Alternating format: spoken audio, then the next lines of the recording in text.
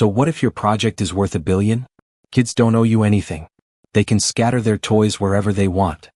That was my sister's voice, sharp, mocking, right after her son slammed his toy truck into my laptop screen. Hi. My name is Michael Grant, and that was the exact second my family stopped being my family. The screen went black.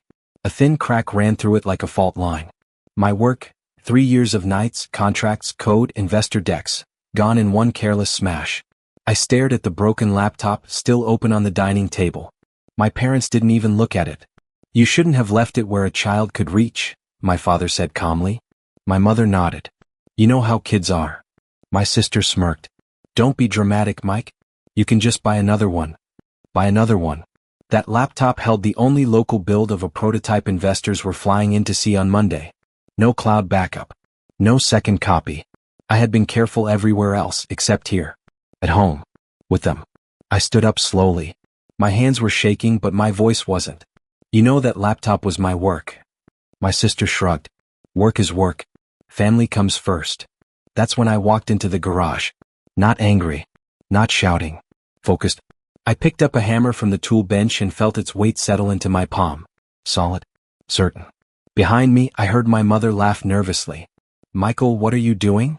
I turned back toward the house. And when they realized what I was about to protect, and what I was willing to destroy instead, their smiles vanished. I didn't go back inside right away. I stood at the threshold of the garage, hammer in hand, staring through the glass doors where my family was still laughing, like nothing had happened. My laptop was just a casualty in their never-ending war for attention. They thought I wouldn't do anything. Because I never had. I always kept quiet. Paid their bills. Took my nephew to soccer. Fixed Dad's car. Lent Mom money when she forgot to pay her card. Bought my sister's groceries when she said the government check was late again. But the $1 billion project?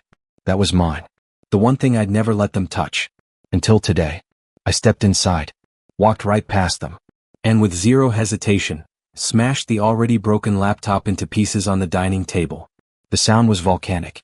Everyone jumped. Michael, my mother screamed. My sister dropped her glass. Are you crazy? I didn't flinch. I stood over the table, still holding the hammer, staring at what used to be my life's work. The room went silent. You think I care about this machine? I said, my voice calm. You think that's what I'm grieving? They blinked. I pointed at the wreckage. I'm grieving the years I wasted thinking this house was safe. Thinking you all were safe. Then I turned around and walked out the front door, leaving more than just the laptop behind. I stayed in a hotel that night. A cheap one. No laptop. No chargers. No distractions. Just 4 walls, a notepad, and the heavy silence that follows betrayal.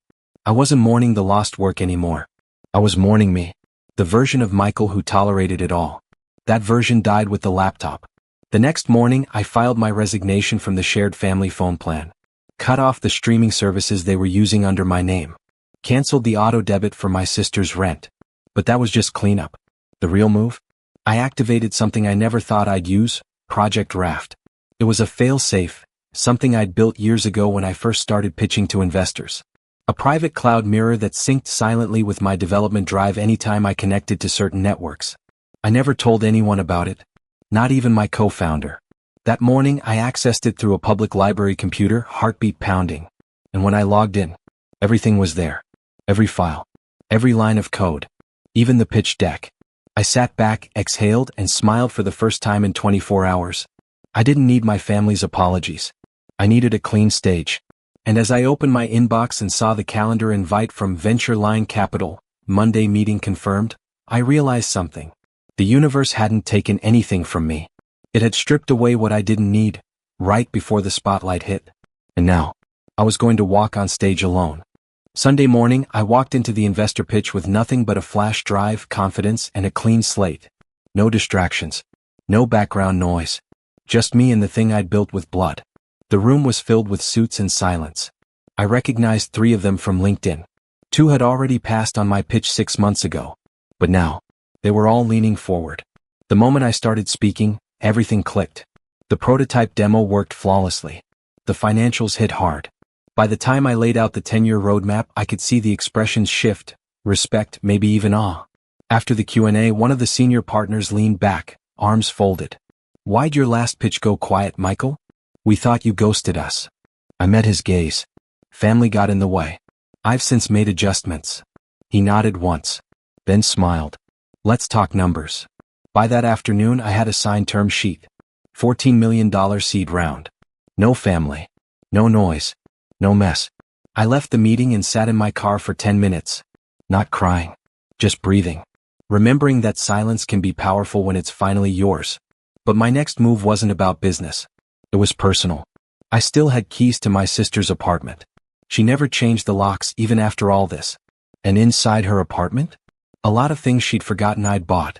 TV, couch, washer, dryer, even the refrigerator. If I was done funding them, it was time I took everything back, piece by piece. She was out when I arrived. A sticky note on the door said, "Be back by 5. Don't lock the bottom." Typical. I walked in and stood in the middle of her living room. That couch? I bought it. The smart TV? My credit card. The kitchen appliances? Every single one, me. And now that I'd stopped paying her rent, eviction wasn't far behind. But I wasn't cruel, just precise. I hired 2 movers same day. They were shocked how easy it was. Just this list, I told them, handing over an itemized breakdown with receipts. Every item on it was purchased by me. No shared ownership. She never paid me back. By the time she got back at 5:07, the living room was stripped bare. All that remained was the rental carpet, a single folding chair, and a utility bill on the floor. Her eyes widened. What the hell? You didn't want to respect my boundaries, so now you live inside them, I said quietly. She tried to argue, but I handed her copies of the receipts. This isn't revenge, I told her. This is repossession. She called my mother, called my dad, called everyone. They blew up my phone. I didn't answer, because at that very moment I was finalizing my co-founder agreement with a new partner, someone who actually respected my work, someone who wasn't family. And as I clicked send on the signed document, a message popped up on my phone that made me pause. From Dad, we need to talk. No. I didn't respond. Not immediately. Instead, I let the message sit, glowing on my screen like an alarm I refused to snooze. For years, I jumped the second they needed something. This time, I took a shower, made a meal, finished 3 paragraphs of a new pitch deck. Only then did I reply, "What's this about?" His response came in seconds.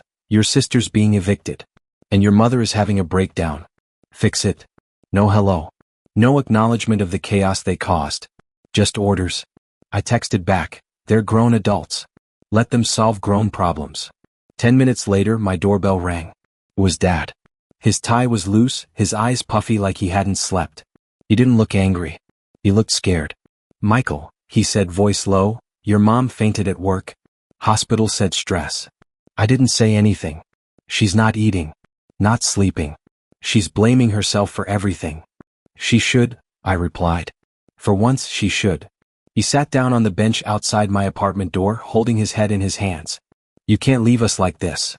"I didn't," I said. "You pushed me." He was silent. Then he looked up and said something I never thought I'd hear. "We need you back. For the company. For the family." And that's when it hit me. This wasn't about Mom. It was about the business. And he had no idea what I'd just finalized with his biggest competitor. "You handed everything to Claire," I said, folding my arms. "She trashed it. And now you want me to rebuild it." Dad hesitated. "We didn't know she was a child with a tantrum and a platinum card? You didn't know?" He looked away. "I'm not your fixer anymore, Dad," I said. "That position's been filled." His brow furrowed. "What does that mean?" I pulled out my phone and showed him the signed agreement. The competitor's logo glared back at him, bright, final. "Regal Systems," he muttered. "You partnered with them? They offered me respect. You offered me cleanup duty." He stood like someone had just ripped his spine out. "They're our biggest rival." I corrected. "You'll be lucky if they leave you with shelf space." He looked like he might say something, apologize, beg, threaten, but he didn't. Instead, he walked down the hallway without a word, got in his car, and drove off. And for the first time in my life, my father left a conversation defeated. That night, my sister called. Voicemails. Crying. Accusing. "You destroyed everything," she sobbed. "We were family." I listened to the whole thing, then deleted it. Because family doesn't watch you burn and call it warmth. The next morning, Regal Systems posted the press release. Innovator Michael Grant joins Regal Systems as CTO of new AI division. I didn't share it. I just waited. Because I knew they'd all see it anyway. The press release did more than make waves, it set off a tsunami. By noon, my LinkedIn inbox was full. Old college classmates, former bosses, angel investors who once passed on me. Everyone suddenly remembered my name. But the messages that hit hardest came from my family. Mom first, why didn't you tell me?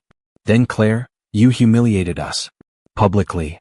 Then Dad, short and sharp, you've made your point. Congratulations. But I wasn't looking for applause. Just silence. I spent the evening in my new apartment. My space, my rules, drinking tea by the window, watching the city blink with possibility. I didn't hate them. I just no longer needed them. What they gave my sister out of favoritism, I earned through rejection.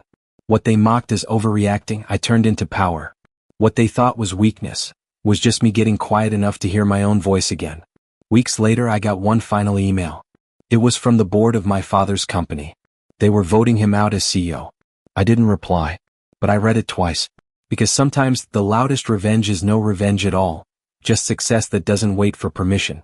That night, I looked out at the skyline thinking about everything I lost, and how little of it I missed. My name is Michael Grant, and I was never meant to belong in that family. I was meant to outgrow it.